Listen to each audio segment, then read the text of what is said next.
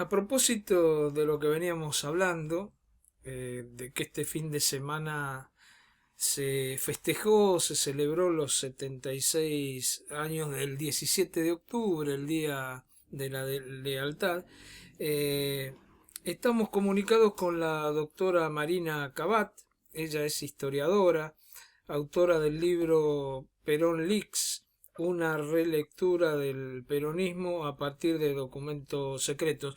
Un libro que yo acá en este programa lo recomendé varias veces y en otros lugares también. Me parece que es el libro más serio que se ha escrito y que tiene que ver con el periodo que va entre 1943 y 1955. Marina está en línea. ¿Cómo te va, Marina? ¿Cómo estás? Muy bien, ¿cómo estás, Roberto? Gracias por No, estos elogios. gracias a vos por atendernos, ¿eh? Pero bueno, aprovechamos de que se conmemoró esta fecha, que también hubo esta movilización el día lunes, para conversar un poco sobre el 17 de octubre y sobre el peronismo. Qué mejor que hacerlo con vos, que insisto, hiciste el mejor, a mi juicio, el libro más completo y la mejor investigación sobre el peronismo. ¿Por qué pensás que existe esta necesidad del peronismo de crear y recrear el 17 de octubre, Marina? Bueno, aparece la idea del 17 de octubre como mito fundacional del peronismo, con la idea del peronismo asociado a los trabajadores, lo cual en el primer gobierno era cierto, aunque en parte era cierto, pues así como estaba asociado a los trabajadores, estaba asociado a los empresarios, el peronismo. Pero aparece esta idea de vincular el peronismo con el poder en las calles, con la movilización, con la lealtad a un líder incuestionable, indiscutible, que no es lo que hemos visto hoy, hemos visto en estos días, donde hubo diversos tipos de actos, todos unos en discusión con otros, en el medio de una disputa política, aunque que no es lo que uno imagina como lo más normal del momento de la celebración del 17 de octubre, aunque en realidad no está tan lejos tampoco de las primeras maneras en que se celebró el 17 de octubre, Ujú. en el contexto en el cual Perón discutía en 1946, 1947 el poder con los laboristas, y donde la celebración del 17 de octubre, su sentido, su significado estaba en disputa. O sea, todavía no era el Día de la Lealtad. Transformarlo en el Día de la Lealtad, darle a Eva Perón un lugar central en el proceso y en el ritual, fue algo que llevó un tiempo y que no se impuso inicialmente tan fácil, y que no fue tan espontáneo tampoco, sino que en los primeros años hubo una puja entre Cipriano Reyes, otros sindicalistas, y Perón por cómo se recordaba aquella fecha. Eh, Tiene que ver con eso, bueno, quién manda, quién hizo el 17 de octubre y qué rol tiene el 17 de octubre en la historia del peronismo. Porque bueno, el peronismo gusta recordar el 17 de octubre, pero no es su acta de nacimiento exclusiva. Uno puede buscar otra en el golpe militar del 43 Ujú. o más cercano en las elecciones del 46, porque el 17 de octubre del 45 Perón todavía no tenía la dirección indiscutida del proceso, y y no es que gana con la gente en la calle, porque era un contexto donde había muchas masas movilizadas a favor y en contra. Perón termina ganando más con las elecciones, imponiéndose definitivamente con las elecciones donde vota el conjunto de la clase obrera, no solo su vanguardia. Ujú. Cuando vos hablás, Marina, de que ya había una disputa, bueno, recordemos que también Cipriano Reyes después fue perseguido, ¿no? Es más, uno recuerda y haber leído las cosas de Cipriano Reyes, yo hice el 17 de octubre y demás. Es como está en los genes del peronismo esto de siempre estar en disputa, pero siempre hay un sector que prevalece sobre el otro y es el que ha manejado los destinos de la mitad de estos últimos 76 años y que realmente no nos ha ido tan bien, ¿no? Esta disputa permanente es habitual dentro del peronismo en el sentido de que hay distintos momentos donde se generan ilusiones de democracia, participación, protagonismo obrero y después momentos donde desde arriba se congela ese proceso. Se ve en el 46-47, se ve en el 73, se ve también con el kirchnerismo a menor escala. Pero hay algo que es nuevo en esta disputa y en esta múltiples celebraciones del 17 de octubre que hemos tenido en estos días. Y tiene que ver con, de alguna manera, la balcanización del peronismo, su fragmentación, ¿sí?, en distintos feudos, si se quiere, distintos gobernadores, intendentes que detentan poder todavía, mientras que el peronismo como estructura unitaria no tiene en este momento forma. Y entonces esas disputas se potencian en este contexto donde no hay algo que vertebre el peronismo como podría haber sido el movimiento obrero como columna vertebral del peronismo, sino que hay gobernadores, una federación de gobernadores, intendentes que detentan poder local y que, bueno, generan una serie de alianzas inestables. Sí, Cristina se muestra como la reina del voto, bueno, los ordena tras de ella, pero si pierde las elecciones, esa disputa sale a luz y se recrudece, que es lo que hemos visto el último mes. Ahora, cuando vos decís esto, porque hablaste recién de, bueno, de lo que el peronismo llama la columna vertebral, que es el movimiento sindical, ¿no ves que es un movimiento sindical que se ha quedado muy en esa época, digamos, un movimiento sindical con olor a naftalina, con ideas muy viejas y que siempre acompaña estos procesos, digamos, en donde donde la burocracia termina avalando salarios a la baja, termina avalando reformas que aunque no salgan por leyes o por decretos se hacen reformas laborables como las que se hacen en algunas automotrices o empresas petroleras. No pasa eso con este peronismo que por ahí uno lo podría comparar con el del 52, ¿no? Cuando ya empieza a tener problemas, digamos, los planes de Perón, ¿no? Que empiezan a tener problemas con el poder adquisitivo. ¿Cómo ves eso? Sí, o sea, el sindicalismo que vemos movilizarse, el sindicalismo de Moyano, está tratando de pelear dentro de esta puja una cuota de espacio y de poder y de terciar en esta disputa, pero no es un sindicalismo que haya defendido los intereses de los trabajadores con una u otra vía. Están dejando pasar todo tipo de flexibilización laboral y los salarios a la baja, y de golpe ahora todos plantean el problema del empleo, el problema del nivel salarial, etcétera. Un sector como el de ATE sale en la Plaza el domingo a plantear una serie de cuestiones, cuando todo el año pasado nos estuvieron diciendo a los trabajadores estatales que nos alegremos que está Alberto, que gracias que no están los otros, y que acá no había ningún ajuste, que lo que se daba era lo que se podía dar. Entonces yo no sé con qué cara salen a hablar en la plaza y denunciar algo que ellos estuvieron negando permanentemente, y con argumentos con los cuales estuvieron tratando de frenar y contener movilizaciones.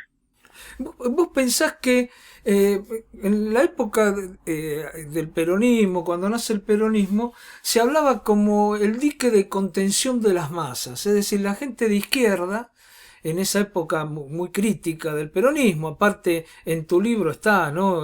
Fue fundamentalmente los partidos que existían en esa época de izquierda, como el Partido Comunista, fueron reprimidos, inclusive estuvieron hasta desaparecidos. ¿Vos pensás que sigue siendo el dique de contención de las masas y el dique de contención de que podamos tener un sistema mejor, el peronismo? A ver, sí, o sea, sí y no, o sea, su efectividad en ese punto puede ser decreciente y quizás Sí. que no se los falte es tiene que ver con la poca movilización que hay. Hay un efecto porque hay muchas luchas, muchos espacios que a veces son desarrollados desde los medios, de distintos espacios radiales, más populares, más cercanos a la pequeña burguesía, y ese sector sí muchas veces sigue al kirchnerismo y también en la propaganda y en la agitación frena si es un gobierno kirchnerista va a frenar las luchas. En realidad también aparece en otro plano. Sí, Vos si comparás el macrismo con el kirchnerismo, sí. cuando vos ves qué pasa, como el macrismo no tiene dirigentes sindicales, el macrismo vos te reprime cuando cortaste la ruta, cuando llegaste a Plaza de Mayo, cuando pasan todas estas cosas. Mm, ¿Qué pasa con el peronismo y el kirchnerismo? Te reprimen al primer pasito que das. Apenas tratás de armar una comisión interna en una fábrica, porque ellos están ahí a ese nivel, y claro. apenas empezás a caminar, ya llega la represión peronista. Esa es una diferencia que hay con cómo pueden reprimir otros sectores. Ujú, Eh, y en ese sentido todavía en algún punto sigue funcionando. El hecho ujú. de que haya actos divididos ahora también opera por esa vía, opera Sí. por la vía de, bueno, frente a este descalabro, tratamos de presentarnos como opositores y tratamos de contener en nuestro seno el descontento. Y entonces esta parodia de 17 de octubre y de discursos contestatarios que pudimos ver el domingo. Ujú. Ahora, cuando lo que vos estás diciendo es bastante grave, porque uno lo que ve entonces, por lo que vos decís, es decir, que el peronismo aparece en la militancia, aparece en las comisiones internas, aparece en el territorio y evita que otros sectores también puedan estar trabajando con la gente en ese territorio y lo evita de cualquier manera. Bueno, sabemos Sí, lo que ha eso pasado en el sur es, con la UOCRA, ¿no? Y otras cosas, exacto. ¿no? Bueno, a eso iba. Hay otro libro de Ediciones R&R que es La Sí. Triple K, Sí, y sí, explica lo de Harari lo leí, sí, sí. Está muy toda claro la eso. represión parapolicial, ¿sí? Ujú, que aparece en distintos gobiernos, pero el nivel de implementación de este tipo de represión con patotas sindicales a una toma de tierras o a nivel sindical es muy fuerte. Y entonces ahí lo que vemos siempre es que el kirchnerismo reprime antes, ¿sí? ujú, Reprime en las primeras instancias de organización. Por eso es estar en los barrios, estar en las fábricas, aunque sea a través de la burocracia sindical, y eso es un dique de contención, porque dificulta los primeros pasos organizativos, que a veces son los más difíciles. claro. Ahora, Marina, con lo que vos estás diciendo, ¿no hay un enfoque equivocado de algunos sectores de la izquierda que cuando hay un gobierno que no es peronista, sobre todo, se pegan Es decir, se pegan al peronismo, como pasó bueno, con Macri, y que eso al final les termina jugando en contra, porque esa misma gente después, inclusive, uno ha visto en determinados lugares del Estado, que ha sido, cuando llega el peronismo, se saca de encima a mucha gente, o echan a gente, por pensar diferentes a ellos, y en algunos casos por ser de izquierda, ¿no? Exacto. Bueno, eso vos lo dijiste muy bien. Es increíble la manera en que se cae, hoy yo diría la izquierda trotskista, o la izquierda que en este momento tiene participación electoral, es la que cae una y otra vez en eso, y no es con hacer una lucha común, o sea, hay un lavado de cara, hay una defensa de criminales kirchneristas y corruptos kirchneristas, hay una lavada de cara constante al kirchnerismo que ayuda a recrearlo y genera la ilusión de que el kirchnerismo y la izquierda son la misma cosa. Y de ahí que quien quiere, ante esa ilusión de que el kirchnerismo y la izquierda son las mismas cosas, quien descarta el kirchnerismo termina descartando también a la izquierda. No es extraño en ese punto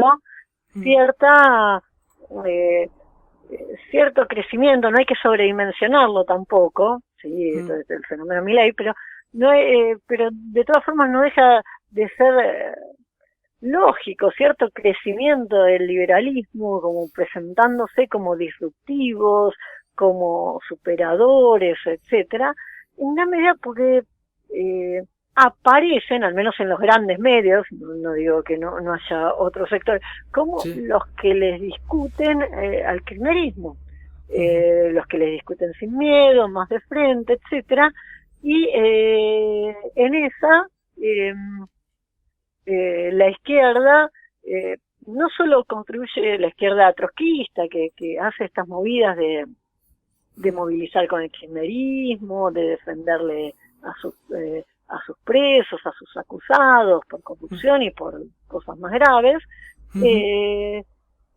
no solo le lava la cara al kirchnerismo y permite que el kirchnerismo se recicle, sino también pierde su potencia contestataria, porque si vos no te enfrentás a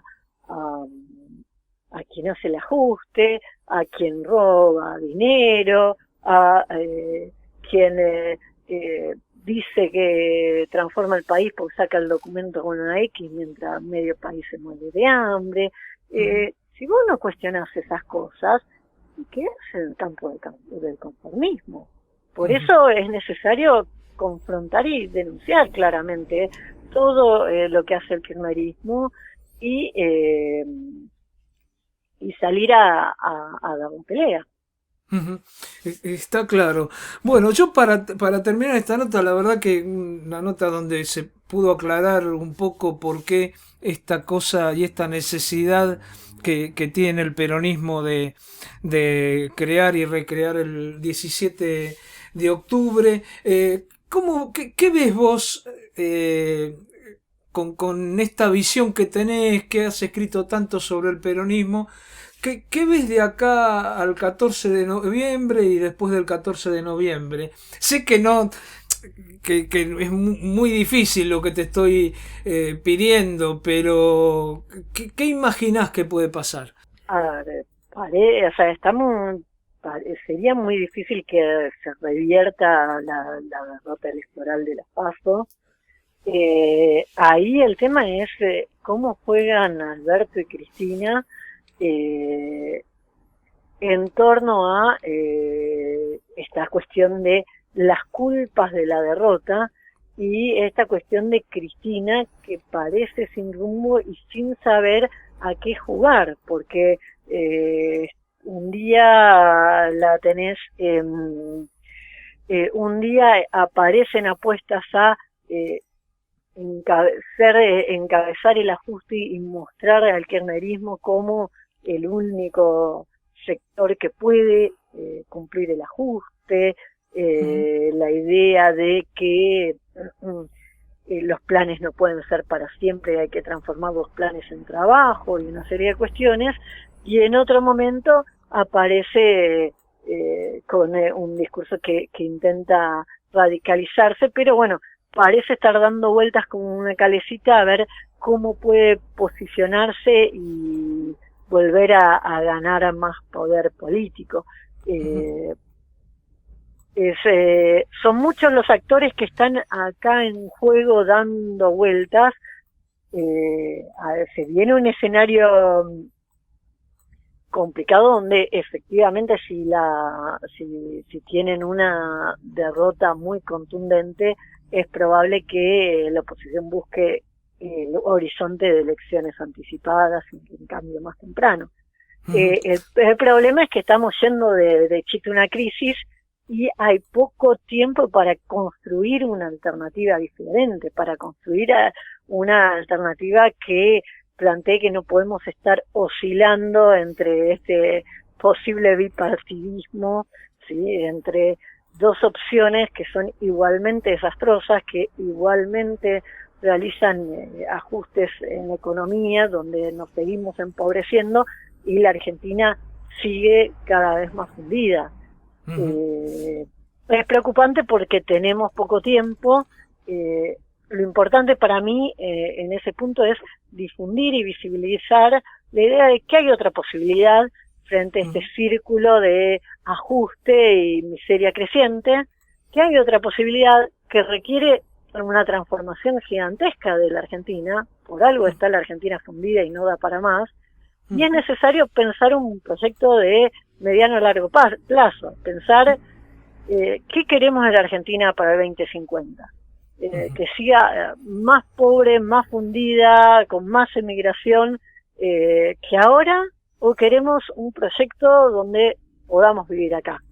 Bueno, si la opción es esta última, y hay que empezar a pensar en que la economía así de la Argentina no se sostiene, y entonces es necesario barajar y dar de nuevo, expropiar los capitales, concentrar la producción, elegir ramas competitivas y salir con ellas al mercado mundial, y el formato de nosotros decimos, Corea más Suecia, productividad coreana, nivel de vida sueco. Y eso se consigue expropiando a todos los capitalistas, acabando con el mundo pyme, con la burguesía choriplanera, que es la que funde y recontrafunde al país una y otra vez. Pero bueno, es una perspectiva que tenemos que difundir, que visibilizar y empezar a trabajar por ella. Y también estábamos hablando de la crisis política. Hay que ver qué es lo que pasa por abajo, y hay algunos de los síntomas de un malestar muy profundo similar al 2001. O sea, esta cuestión de ausentismo electoral y todo un malestar que es probable que se profundice también en lo inmediato. Está muy claro. Yo, como siempre, Marina Cabat, quiero agradecerte por esta comunicación. Fue todo muy claro. Y bueno, seguiremos difundiendo el libro, porque creo que es un libro muy, muy interesante, Perón Leaks, porque es una visión muy buena sobre una muy buena investigación. Así que seguiremos en contacto.